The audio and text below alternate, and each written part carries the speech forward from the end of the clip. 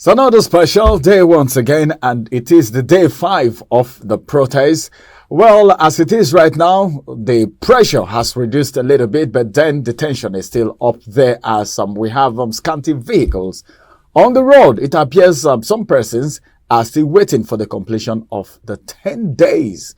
My name is Ramsey Enoch, and welcome to another wonderful edition of Outnumbered. This morning we'll be bringing you some headlines and also bringing you to speed with some details from the protest as it is happening right now. Well, people are beginning to gather in some parts of Lagos, but then we are yet to get report from other parts of the country. But then there are a handful of people gathering at different locations as far as the report we are getting from the field is concerned, and much details will come on your way as we proceed with Outnumbered and the rest of our program. And of course, we have Michael and Benedict right here on the program today.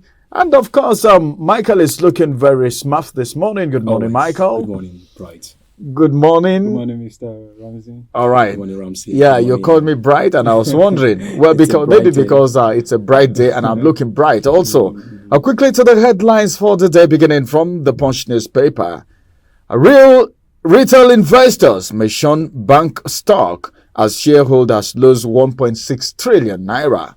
Marketers stop fuel supply. Queues resurface again. And the details of that you can get on page 32 of the Punch newspaper. A public debt may hit 130 trillion naira by December. This is a report coming from experts. Then I want to move to this. This interests me actually, just beside the header. We have this one which says we broke 20-year jinx to reach Olympics quarterfinal. That's coming from the D Tigress. It was a very fantastic one, and I think they have actually moved on, and we are waiting for the next result. Even though their next opponent is not an easy one, but I pray they will get a win. Then the big story say hunger protest. That's the kicker. Tinubu's speech attracts knock and kudos. Then Soyinka PDP Islam president's address. That's one of the riders. Then the second rider say NGO. Others hail it. Some persons are against it. Others are hailing it. Protesters. Okay, protest organizers demand 1,150 detainees released. All right, that's another rider to that big story. Then NDLE arrests 12 with drug hidden in baby food tins. And finally, from the Punch newspaper this morning, JAMB gives tertiary institutions ultimatum to disclose illegal admissions. All right, and details read on page 42, and that's going to be the size of the headlines from the Punch newspaper. As we move to the next one, coming from Michael. Thank you, Ramsey. We'll move straight to the Nation newspaper today. JAMB issues ultimatum to varsities over illegal admission. Starting from there, interestingly, how we are reforming economy, agri orders by President Bola Tinubu. Away from that, the big story on the Nation newspaper this morning, Fintiri Kachuku Okocha says, that's the kicker, give President more time. 6 building material manufacturing hubs coming, sales housing minister on page 6. Protesters leave Lagos ground, desert Abuja and Benin venues. We have just 2 riders to the story. Sanwo-Olu opens engagement channels. Soyinka, how to handle protesters. And then away from that story, Ladoja accepts beaded crown. Then the interesting story on page 31, which is the last story I'll take on the Nation. Olympic quarterfinal is the kicker. President hails the Tigress. And that's the size of the package we have on the Nation. Over to you, Benedict. Okay, so we'll be taking from the Vanguard newspaper this morning. The big story on the Vanguard says, protest. Tinubu's broadcast fell short of expectation. Tinubu's broadcast fell short of expectation. That's what the organizers, Atiku, Soyinka, PDP, and NLC, others are saying. I'm saying the same thing because how can you arrange a meticulously written rhetorics and then you came out on the broadcast where Nigerians are crying, people are hungry, and then you sat down very well like a king, and then you told us He's a president. He's more than a king. fellow Nigerians. No, I meant sometimes you see other presidents of other countries pouring out their hearts. Feel sober about the read whole a situation. sophisticated, meticulously written rhetorics to Nigerians. I do not like someone was paid to write a very captivating epistle to Nigerians, and If it's captivating, then it's okay, because what it means is to captivate. the things if it's that were- captivating. the things that were written. If it doesn't make good meaning, then it means it's not captivating. Well, let's get to the next paper. Exactly. Okay, so he says Tinubu's broadcast fell short of expectation. That's what the organizers, Atiku, Shoyinka, PDP, NLC, and others are saying. And some writers to that story says protest continues in Lagos, Oshun, Kano, others. Tinubu's speech, Holo, fails to address hardship among Nigerians. And the next one says his broadcast didn't address police brutality against protesters. Shoyinka says That's what I meant. address economic contractions. He wasn't NECA tax government. Trucker rubbishes Tinubu. In fact, a whole lot of people are rubbishing Tinubu. Because Well, of his that's speech these days. we're going to talk about it. Okay. That's the reason we are here.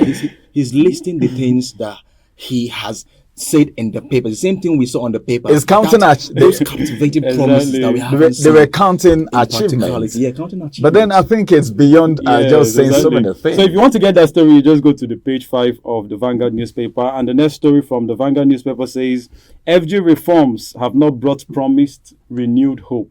That's the Catholic bishops are saying, and that will be on page 13 of the Vanguard newspaper. And the next story here says, IBB disowns endorsing military rule. I take that again. IBB disowns posts endorsing military rule. That will be on page 37. Another story from the Vanguard newspaper says households struggle to cope with galloping food prices. Households struggle to cope with galloping food prices. That's on page 24. And another story here says on page 13 is that hardship protests. Some people want to blackmail me. That's Peter Obi saying on page 13. You can get a copy of the Vanguard newspaper and All just look up to those stories. Okay, back to you, Mr. Ramsey. Thank you very much. You almost took all the stories on that.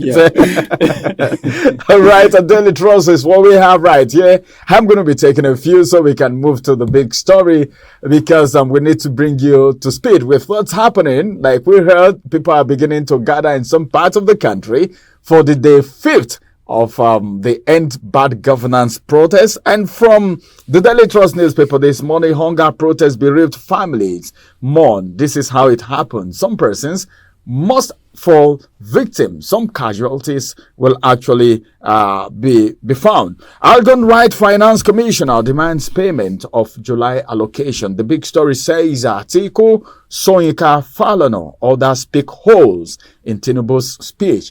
Not just them, almost every Nigerian. He wanted to say something just now. I just had to pipe him low because a lot of people have so much to say. And we are really going to talk about it. That's the reason we are here, because you deserve to know. Some writers to that story.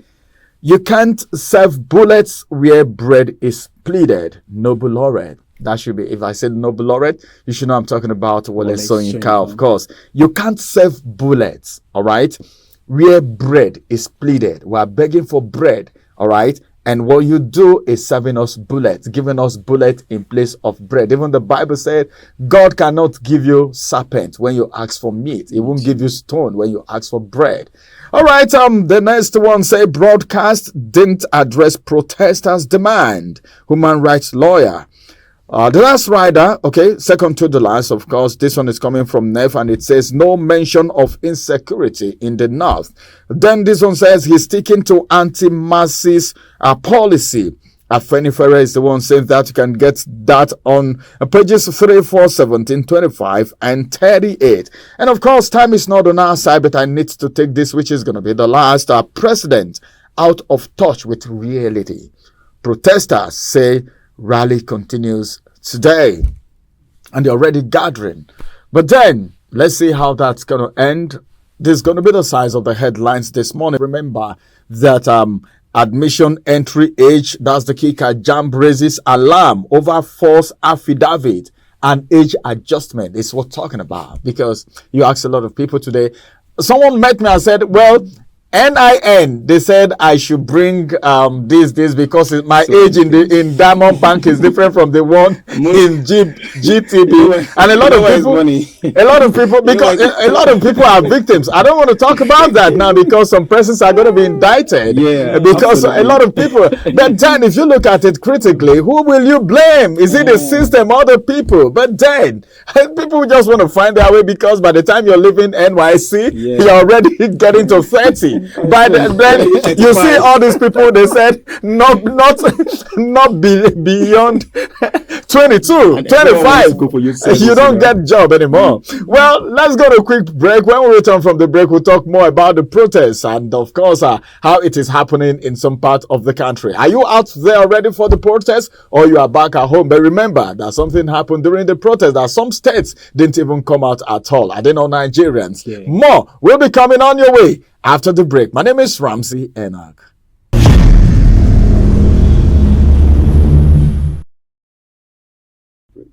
Welcome back. That was a very short break because we need to bring you to speed with what's happening around Nigeria. And of course, this is day 5 of the protest. But then, how is it going in your area?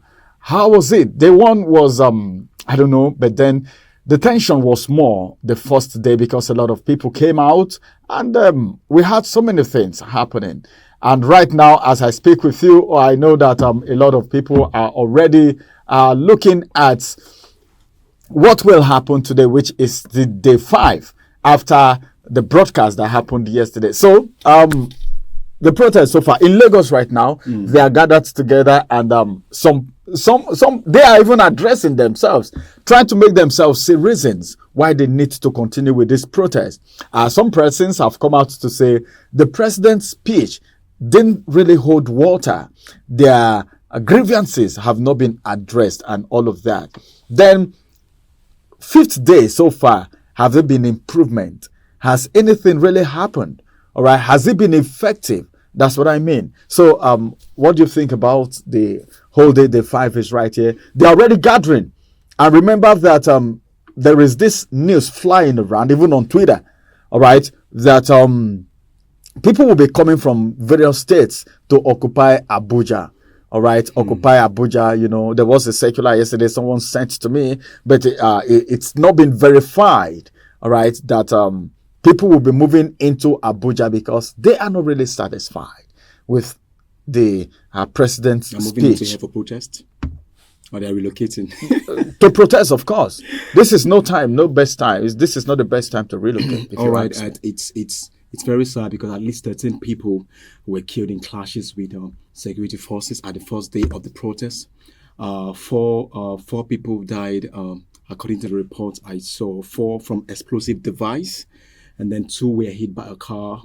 1 protester was shot by a guard who, as he was trying to loot a shop, the guard said, "I'll be Jagaban here," and he lost his life. And regrettably, 13 is what we saw, but then this death is uncalled for right now because when the president came and said in a televised broadcast and said, "My dear Nigerians, especially for youth, I've heard you loud and clear, and my government is committed to addressing the things that you guys are crying out for," which he told us on the broadcast is not, like I said initially, that sugar-coated rhetorics or euphemism. Are not what we want to hear right now. It's paradoxical to the plea of Nigerians because, and then for those that are the bereaved family, may the gentle souls rest in perfect peace. But then you ask yourself, is it worth dying for? Because you die and things that have bedeviled Nigeria is still here and it's never gone.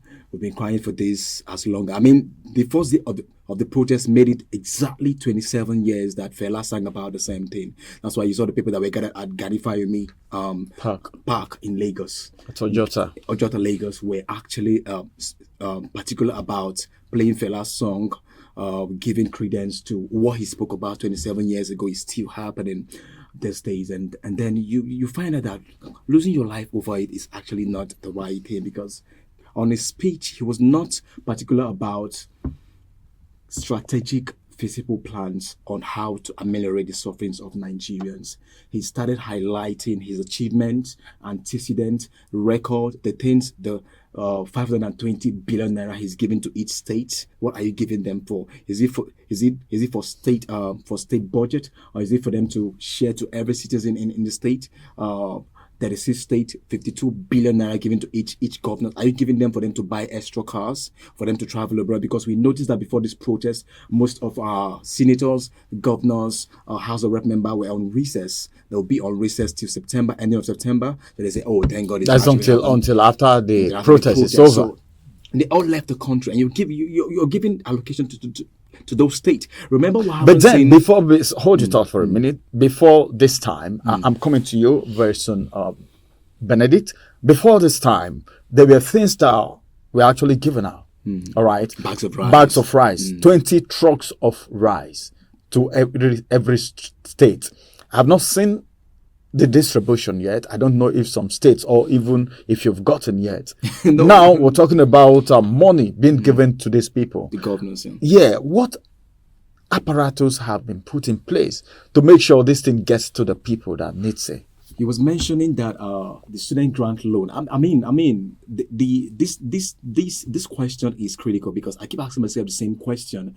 If Tinubu comes out and gives such well motivated, well articulated, very meticulously written epistles and rhetorics to tell Nigerians that, hey, I feel, especially the youth, I feel your cry. The youth are saying, we want you to look at the tertiary institution. The price that we pay, light bill is too exorbitant.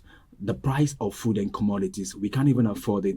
As let's say you take 70,000 naira per salary or 100,000 naira, you find out that you spend a whole lot in transportation.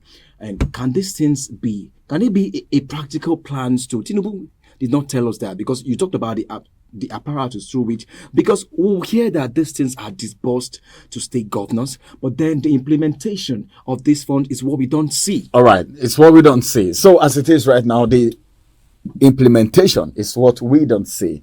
And now he is saying he has heard the cry of the people. What do you think can be done so that the people can really know that their cry has been heard and continuing the protest? Do you think it's necessary after the broadcast yesterday? This newspaper, the Daily Trust, said is actually my stand. I think the president is out of touch with the realities of Nigerians. Okay, so as a Nigeria right now, what we need to see is reality, what is happening. Okay, so talking about the whole things that he has done, because that was exactly what he said in his speech.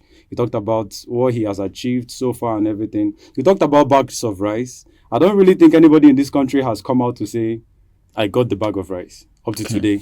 Okay, so 20 trucks distributed to the states, but nobody up to today has come out to say, okay, I got the rice. At least let's use it and console ourselves that the president actually cares. So what the people are looking at is realities. And I have to make this statement about the protest, because most times it seems as if the hardship of Nigeria is, they said the money they saved from the subsidy was taken to the states for the state to distribute or something like that. It was given to the governors. Now, I just need to come back to say that removing the subsidy in the first place actually placed Nigeria in a very tight corner. Because let's look at it that the subsidy was there now. It wouldn't have been so hard as the way it is right now. And these are the things that people see with their eyes. Those are the hardship that people are seeing. It affects both the market women. It affects everybody in the country. And so just there, so when we talk about things that people see and how people are reacting to the protest, I think the protest doesn't just need to stop. It needs to continue until the real thing is addressed. Okay. That's how I see it. Yeah, and that's how a whole lot of Nigerians see it also, that they need to continue the protest, because the president is out of touch, just like you said in the newspaper. He's out of touch with the realities. He's just trying to magnify himself and everything that he's doing right now, just to put himself at the spotlight and be like, okay, I'm doing the right thing. But then Nigerians are not feeling the impact of what he's doing. But then people coming into just a minute. People coming into Abuja now because we heard, and it's even on Twitter. I think it's an hashtag on Twitter right now. Occupy Abuja. If people are coming to occupy Abuja, don't you think that will pose more threat and may push the military into maybe doing something they may not want to do? Then secondly, remember there was a I don't know how that came up, but then that the military, okay, was warming up, and the former military president exonerated himself from that write-up. But then in every rumor there is an atom of truth. Don't you think something might be cooking somewhere? Because remember what happened in Niger and other parts of Africa, the people who pulled out Mali, and the people who pulled out of ECOWAS because they were not happy with democracy. Up to now, nothing has been done. Okay, so I think the occupied Abuja is probably the protesters, the organizers are the ones actually pushing this narrative for people to come to Abuja to protest. Now, the military needs to understand that people are not coming to fight a war in Abuja. There's no war going on in the country. People only want to vent out their anger in a way that the president will actually understand them. So if, just like Michael said, if people can have the transport to come to Abuja, then they should. That's my thought. Because that's where the seat of power is. Exactly. So if that's the place that they feel that their voice will be heard, probably the places that they've been protesting all this while, people have not been hearing them. The president is not really getting what they are saying, and they want to come to Abuja. They want to come face to face to where the president is to talk to him. I think if they have the transport to come, they should. But the president talked about, we are rounding up now in just 1 minute. But the president talked about dialoguing. Also dropping now. When the president says he doesn't want violence and destruction to happen to Nigeria, that he prefers dialogue, why did DSS go after Comrade Adaramoye, one of the protesters, these organizers in Apo, and whisked him away just this morning? 2 a.m. DSS went and whisked him away. They tortured him in front of his wife. Now the news also dropping online is that the police CP, Commissioner of Police in Lagos State, Kayode, he's saying that from the president's speech, from what he learned from president's speech, is that protest has been suspended, that anyone seen converging and protesting will be deemed as unlawful and illegal, and they'll take full force on the citizenry. We talked about 10 days protest, and they're already saying the protest has ended. And why did they go to pick up the guy? What incited picking him up? I think we have lawyers, okay, who are actually out for these protesters, and of course Amnesty International is also coming out to even probe why some persons have to lost their life in a peaceful protest where the people came out without arms, and some have to lost their lives and all of that. I think maybe something needs to be done. The lawyers need to rise to the occasion. Amnesty Nigeria, SERAP, and every other CSO, civil society organization, and human rights activists.